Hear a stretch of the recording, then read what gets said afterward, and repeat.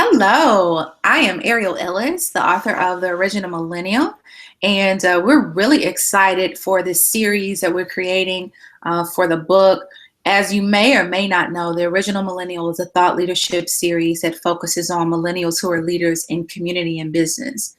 Every time I have an opportunity to connect with an original millennial who's doing great things in the workplace and great things in their communities, it's always a pleasure. The Original Millennial, as I said, this book is going to be exciting, and it's going to be just an opportunity to see that all millennials, unfortunately, or fortunately for us, in comparison to the stereotype, we're not slackers, we're not narcissists, and we're not entitled. Many of us are preparing for this leadership shift that's about to take place, where 75% of the U.S. workforce by 2025 will be millennials. So we're changing the face of leadership, and I'm really excited to again be able to talk about these topics, talk about the many important things that we're doing. Of course, we're a generation that doesn't necessarily just stop at asking why, we ask why not. So I brought on someone really, really special today who I'm super excited to speak to. Her name is Jacinto. She is the Millennial Expert and Associate Director of Works, a career consultancy. She's also the Millennial Expert for AOL Jobs and the Millennial Ambassador for Bentley's Prepared You project. She's appeared on Fox and Friends, and her advice has appeared on Yahoo Finance, Fox Business, Bloomberg Radio, MSN Money, Refinery 29, Routers. I mean, she's everywhere. Huffington Post, Cosmo for Latinas. So we're really excited to have her join us today. So we're going to dig right in. Hey, Jill, how are you? Good. Thanks so much for having me. I'm excited to start talking about millennials. Absolutely. And it seems as if you talk about millennials for a living. Why'd you choose to do that? I think it kind of chose me by effect. Basically, I was in the career space working for a career expert. And as she started, gearing out of that phase, I started really learning about the business. And because I'm a millennial myself, I really felt engaged to this generation. Yeah. When your employer, created an opportunity or saw that there was an opportunity for you to be created or you to create as an expert, what did that feel like? Were you nervous about it, or was it more of, this generational shift and there needed to be someone to speak about those issues? What did that feel like for you? Definitely a mix of all of those things. There's always that bit of nerve-wrackingness where you feel like, oh gosh, especially for women, you feel like, oh God, this is the imposter syndrome. Am I ready? Can I do this? I don't know. But if somebody, especially somebody who is your boss, your mentor, is telling you could do it, you could do it. You just have to realize that and put the effort in and the work in, and that's all that counts. And you really learn by doing more than anything. But I was really excited to follow in her footsteps and really connect with people and help people understand the generational shift and also understand their career. Gotcha. So talk more about what you do. Tell us what you do and how that creates a huge level of engagement for millennials and the overall generation. So we do a number of things at Works. We'll speak at conferences, work with corporations, and get them to understand how to best work with their employees, whether it's generational differences, like we mentioned, because the workforce will be almost 75% of millennials by 2020, or helping them with their networking, social networking. We also work with large companies by helping them connect to their millennial consumers. So we've worked with many Fortune 500 companies, giving them the types of career content that can really help them to get a better understanding of who their consumer is and to really target them. We also work with people one-on-one and help them with their career. We, as you mentioned, are kind of all over the media, where we feel that our writing, our videos, our segments can really help people on a much bigger sense if we're speaking on a national level.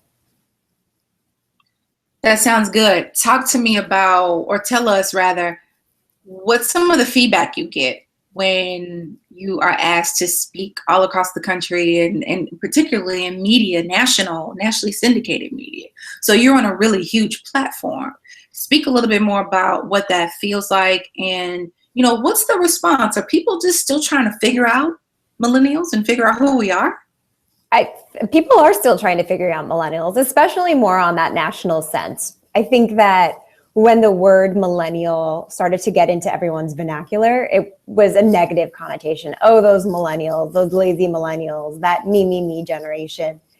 And I believe that it really takes a lot of effort to change people's, preconceived notions on what a millennial is and what they're doing in the workspace. Because millennial is just another generation, like the baby boomers, like the Gen Xers. It's just a generation of people coming up in the workspace and dealing with different types of adversity, technology, and adapting, and of course, disrupting the traditional workspace. So I think that we still have a long way to go in terms of challenging people's current opinions on millennials. And I'm sure, and I know that the original millennial is going to do just that. I certainly hope so. So I have a couple of things. So this is me and you on Periscope for a second. So I wanted to be able to connect some of our viewers. Hey, Periscope folks. Here's Jill. Hi. Saying hello for a quick moment. So just wanted to be able to let our Periscope viewers know that we're sneak peeking and talking about what's happening with the book. So Jill, talk to us about a little bit more about how millennials are merging their passion with their purpose. A lot of what we're seeing right now is millennials adding to the surge of social entrepreneurship. So we're creating businesses, and we're not just simply giving back to the community. We're actually creating businesses that funnel and create hybrid entities. So talk a little bit more about where that passion comes from and why that contradicts the slacker entitled mentality that people think we have. Well, a lot of millennials came, into the workspace or were graduating college right when the recession was crumbling. And the careers they thought were secure weren't. And it was a struggle to find a job. And they saw themselves taking just anything and not being very happy with what they were doing. And slowly by surely, they were scrambling up and side hustling and trying to live their passions and doing the things they cared about, because those big paydays, those, that they were hoping for, that they were banking on, weren't there. And they saw that their parents worked years and years and years at the same company, thought they had this nest egg for retirement, and it was gone. And millennials, I believe, didn't want to follow in the footsteps of their parents. They wanted to live in the now. They wanted to not put off their passion until they retired and started a new business then. They wanted to forego waiting and starting it now, whether it's, something on the side where they're still working a 9 to 5, but pursuing a passion in another way, or they decided, I want to give back and I want to find a career that can really merge my interests with my skills. And what do you think is one of the biggest challenges for millennials being able to do that? I mean, what have you seen, and what have you been able to tell some of your clients and even some of the media outlets that you work with about, the things that we're doing, but also the challenges that we face sometimes? It's definitely a struggle because we're constantly, told through our schooling years, stability, security, avoid risk at all costs, stay on the straight and narrow path, and you'll find success in life. Except that's just not the way the world of work works anymore. So it's being initially scared to take those first few steps in your career change, but ultimately doing it. And the millennials who are feeling much more successful and optimistic about their world of work because they're in control and they're happier because they're following those types of jobs and challenges. Yeah. Again, as I said, and I write about this in the book, we are very much more concerned with funding our purpose than profit. And I think, unfortunately, that doesn't always fare well in the perception of who we are. But many times, yeah, sure, we want to make money, but we're really concerned about making a difference. I don't know that has been portrayed very well.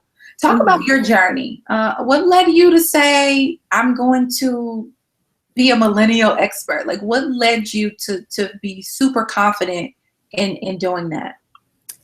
Really, like I said before, there wasn't a straight path to find this career. It really had a lot of different twists and turns. I started my career as a personal finance reporter.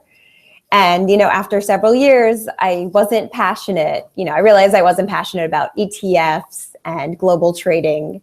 And fortuitously, I had heard my current boss, Nicole Williams, speak at a book signing event and was really blown away by what she was saying about career and passion. And I started to follow her newsletter and became an avid reader. And by chance, a friend forwarded me, a job opening. And I applied, and 5 years later, I've been here and really learned so much about the world of career under her mentorship and leadership that through her encouragement and believing in me, I've really grown into this role and created this role for myself as part of this company. Gotcha. Talk about what challenges you think you faced as an original millennial, whether it be in your work and of course your career, but also in the things that you do community-wise. What challenges do you think that you face? I think the main challenge is getting people to understand the need for this type of work. So it's whether that company or that conference understands why it's so important to have a speaker come in or to do a workshop to really connect with the employees. I think a lot of employers are afraid that the retention rate of employees is very low and they don't know what to do about it. But something that millennials are looking for is that growth and that retention. They just want to know that they're part of the company and that they're, contributing to the bottom line. And of course, millennials, they want to pursue their education and they always want to keep learning and growing. So if companies can offer these types of workshops and conferences, they'll have a happier workforce. That's a great point, talking about the workforce. What are some of the things, or if you could kind of leave or give us some of those key things that millennials appreciate and want in the workforce, or what are some of the things that you share with the media outlets who ask? I'm sure they ask you those questions all the time. What are those key things that you may kind of, off the top of your head that are those really strong numbers, if you will? I really think that the number one thing that millennials are looking for is understanding the bottom line, and what they're doing is contributing to that success. So it's giving them that big picture item of a particular project, a particular client. Because I think when anybody knows, the full idea of what's going on, they're going to be doing better because they'll appreciate their contribution that much more. And then going hand in hand with that is really having an open dialogue of their career with that company. Is there the opportunity for growth? Is there, a way for them to really get to that next level, and having a clear picture of how to get there, and, checking the boxes for the skills that they need, and just really being transparent in that way. Thank you. The idea that we find motivation from different areas and different portions of life and parts of our lifestyle is really interesting. And I think there's some stats that I have in the book that talk about how diverse millennials are, not just in race and background and things of that nature, but also in our lifestyle, how we live, what we like, what we don't like. Talk a little bit more about the aspects of culture that really inspire you. I definitely agree with that, where millennials are really come from all different walks of life. I think I'm most inspired by travel. I've been to, almost 50 countries. I love getting out there and exploring and learning about different people and really speaking with the people from the particular countries and cities and understanding their career and their lives. And I think just being curious about what's going on in the world has really helped my career. Talk more about that. Talk about that travel and how that invigorates you, and what that means and how it plays into your day-to-day. Well, I think we live in such a global world where you can connect with anyone and everyone, just depending upon where you are. And we've seen that with the different types of companies we work with. And I think when you travel, you really get to understand what people are doing and how they're doing it differently in their particular country. What are the maternity laws in that country? What is the hiring process like? Do they have internships? Is it normally a 4-year college? Do they also face the same types of, negative aspects of the millennial stereotypes that they have there too? It's just interesting to see what people focus on in the rest of the world versus the US. Yeah, it's funny that you said you gave that stat about maternity leave because I just posted something on, I believe, or I saw something on my LinkedIn or Facebook about Spotify and their maternity leave policy and all the details that goes into that and how very interesting it is and how it's very attractive to millennials, actually. So I thought that was really interesting. Tell us about some of the fun places you visited. Let's see. I've been to Greece recently, Brazil, Israel, Jordan, Morocco. A lot of fun places. They're all very different, but ultimately, we all want the same things is what I really come to understand. We all want to feel like we're providing for our families, that we have success, that we are, on a path that really makes us feel whole and connected to other people.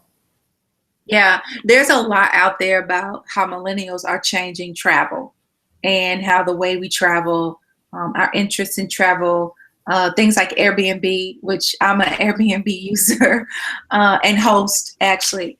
So how all of those things are changing the way we travel and thus creating kind of the supply and demand for the travel and hospitality industry to make, a shift in the way they market to their consumer. Talk a little bit about your, what does it take for Jill to be empowered? What does it take for you to feel and become and grow in a certain space to where you know that you're empowered and you're empowering others? That's a great question.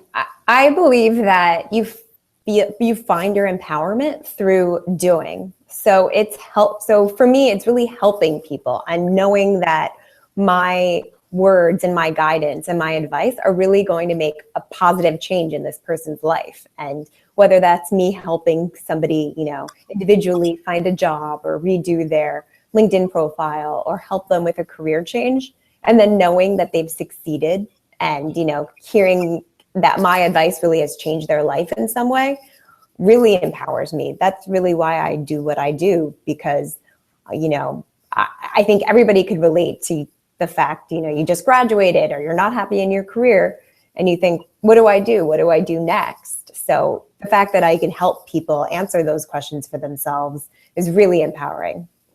Yeah, that's important. And especially with the platforms that you have access to and that you've been invited to be a part of, you really have an opportunity to consistently be a leading voice for original millennials. And I mean, we appreciate that.